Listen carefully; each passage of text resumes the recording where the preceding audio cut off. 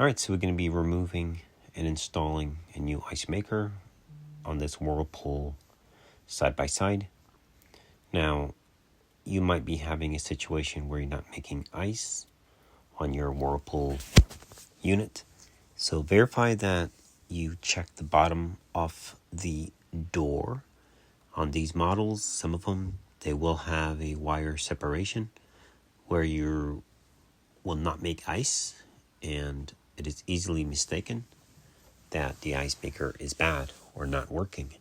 So at the kick panel, you'll have to remove the grill and take a look and verify that fully. Sometimes you might have to open the insulation on it and verify that the wires are not cut. Sometimes they're broken inside. I do have videos on that as well before you actually start to replace the Icemaker. Now, on this particular unit, the Icemaker was not functioning. It was not rotating. Now, when an Icemaker is not rotating, it could also be a lack of power. So be mindful of that as well. And of course, a cut wire can stop that. This was already diagnosed, so we know for a fact that the Icemaker was getting power. It was just not doing its job. So pretty straightforward. Follow along, and we just got done installing the new Icemaker, putting it in. Make sure that your water spout, that black thing, all that stuff is positioned over the Icemaker itself. Make sure all the wires are connected.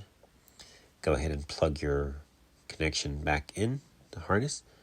Now, Whirlpool used a zip tie, and they had it the opposite way. So what I did, I went underneath where you would press and put one there. It's way better, and it does not impede or put anything or pressure on the wires or anything.